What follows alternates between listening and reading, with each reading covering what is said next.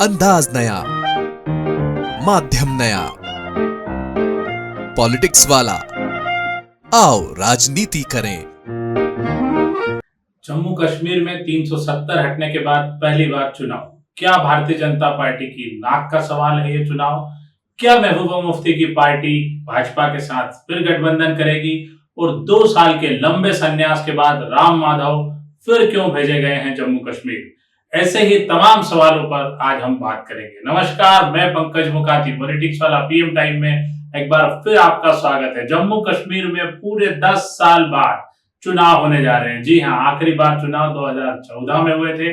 इसके बाद 2018 में भारतीय जनता पार्टी ने पीडीपी के साथ अपनी सरकार से समर्थन वापस लिया। यह सरकार गिर गई, यानी कि 4 साल तक भारतीय जनता पार्टी और पीडीपी ने यह सरकार चलाई थी। 2019 में भारतीय जनता पार्टी ने यानी कि एनडीए की सरकार ने जम्मू कश्मीर से अनुच्छेद 370 को हटाया। इसके बाद से अभी तक चुनाव नहीं हुए।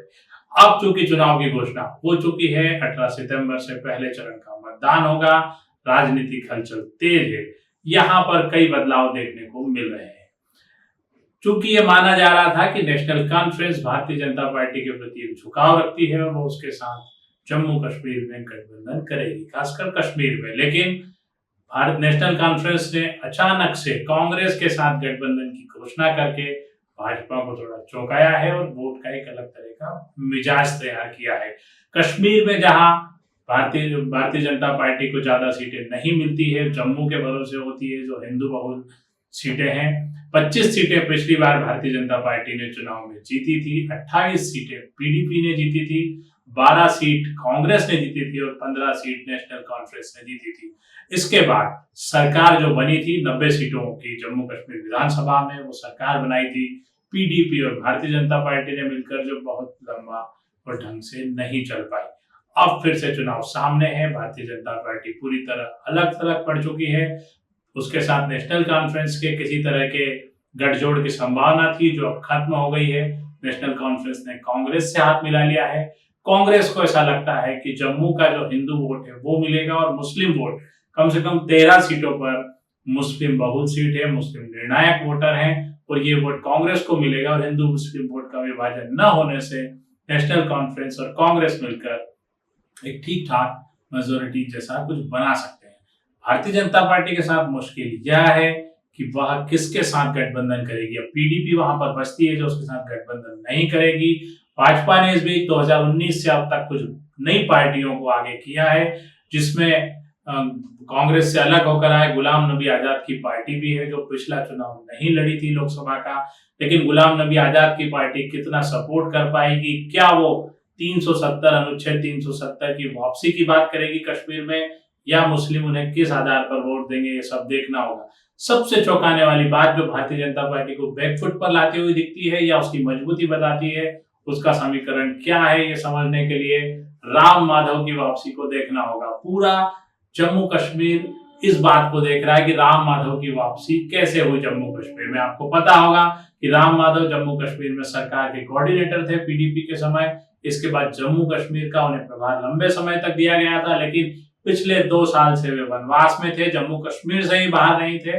भाजपा के सभी मंचों से उन्हें नीचे बिठा दिया गया था, वे बाहर थे, किसी पॉलिटिकल सीन में नहीं थे। इसके कारण जो भी होंगे, लेकिन अब राम माधव की वापसी हुई है और भारतीय जनता पार्टी में किसी नेता की वापसी बहुत मुश्किल होती है। यानी भारतीय जनता पार्टी मानकर चलती है कि राम माधव ने जो नेटवर्क खड़ा किया है, उनके जो अलग अलग दलों से अच्छे संबंध है, उसकी जरूरत भाजपा को पड़ेगी यदि सरकार बनानी है तो। क्योंकि राम माधव एक ऐसे नेता थे जिन्होंने नेशनल कॉन्फ्रेंस, पीडीपी, कांग्रेस और स्थानीय छोटे बड़े नेताओं के साथ एक अच्छी बातचीत बनाए रखी थी और वे एक मध्यस्थता की भूमिका में आ सकते हैं।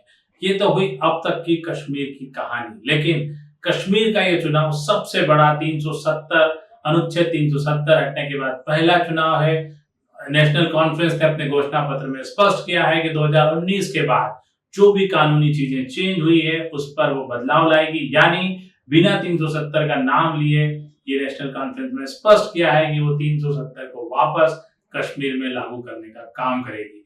पीडीपी स्पष्ट तौर पर कह चुकी है, पीडीपी के प्रमुख महबूबा मुफ्ती ने कहा है कि केंद्र सरकार इस चुनाव के बाद जम्मू कश्मीर को ब्याज सहित 370 लौट आएगी, यानी वे भी ये मानती हैं कि कश्मीर में 370 लागू होगा। वहीं भारतीय जनता पार्टी में ये कहा जा रहा है, अमित शाह ने ये स्पष्ट तौर पे कहा है कि कांग्रेस ये स्पष्ट करे कि जम्मू कश्मीर में आरक्षण को लेकर उसकी क्या राय है, 370 को लेकर उसकी क्या राय है। यानी भारतीय जनता पार्टी 370 को बनाए रखना चाहती है।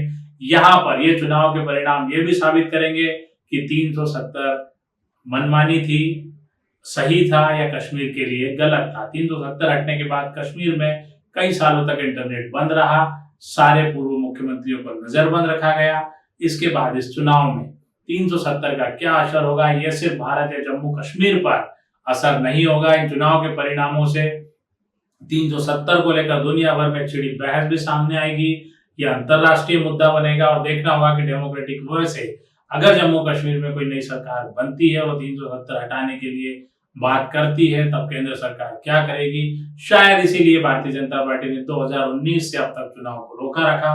उसके पीछे अमित शाह का यह तर्क था, केंद्रीय गृह मंत्री अमित शाह का यह तर्क था कि चूंकि 370 हटाई है तो अलगाववादी पूरी तरह खत्म हो जाते हैं, उसके बाद ही कोई चुनाव होंगे। लेकिन ऐसा कुछ हुआ नहीं है। अभी संभवतः 1-2 साल और चुनाव रोक कर ये काम किया जा सकता था, लेकिन लोकतांत्रिक प्रक्रिया को भी ज्यादा दिनों तक रोका नहीं जा सकता, इसलिए चुनाव हो रहे हैं। जम्मू कश्मीर में एक और बड़ा वो चलाया है सरकार ने कि सरकारी नौकरियों में जो अलगाववादियों के रिश्तेदार हैं उन्हें नौकरी से बाहर किया जा रहा है। ये अभियान अभी भी जारी है, इसे और चलना था। लेकिन बहुत दिलचस्प है कि सैयद सलाउद्दीन जो सबसे बड़े अलगाववादी थे, उनके परिवार के लोग गवर्नमेंट में नौकरी कर रहे थे। दूसरा, सैयद अली शाह गिलानी के परिवार सेटल्ड हैं, जबकि वो पूरे जम्मू कश्मीर के युवाओं को नेतृत्व करने और दूसरी चीजों के लिए भड़काते रहते हैं, उकसाते रहते हैं। शब्बीर शाह की पत्नी खुद सरकार में मुलाजिम है। और ये सब कब हुआ? ये सब पूर्व की सरकारों ने इन्हीं अलगाववादियों को उपकृत करने के लिए, मोबिलाइज करने के लिए इनके परिवार को नौकरियां दी। भारतीय जनता पार्टी और केंद्र सरकार ने इस पर ध्यान दिया और इससे सारे अलगाववादियों के परिवारजनों को नौकरी से बाहर करने की एक मुहिम चल रही है। ये मुहिम अभी जारी है। इस मुहिम का क्या असर देखने को मिलेगा, क्या चुनाव में इस मुहिम का भी असर पड़ेगा? एक तरह से जम्मू कश्मीर का चुनाव पूरे देश के चुनाव के साथ साथ पूरी दुनिया की निगाह इस पे लगी हुई है। देखना होगा राम माधव इस चुनाव में क्या भूमिका निभाते हैं, 2 साल के बाद उनकी कितनी सार्थकता बचती है। पीडीपी प्रमुख महबूबा मुफ्ती किस हैसियत में अब रह पाएंगी, क्योंकि उनकी पार्टी बिखर चुकी है, वो अकेली है। भारतीय जनता पार्टी के साथ गठबंधन के बाद वे अब मुश्किल में है। नेशनल कॉन्फ्रेंस और कांग्रेस के बीच का गठबंधन चुनाव को कहां लेके जाएगा, 370 पर सबका रुख क्या होगा। आने वाले समय में जम्मू कश्मीर का चुनाव बेहद दिलचस्प होगा। हम आपको इसके बारे में लगातार अपडेट देते रहेंगे, जानकारी देते रहेंगे। आज के लिए इतना ही। अगली बार फिर एक नए विषय के साथ आपसे रूबरू होंगे। हमारे चैनल को लाइक और सब्सक्राइब करना न भूलें। धन्यवाद, शुक्रिया।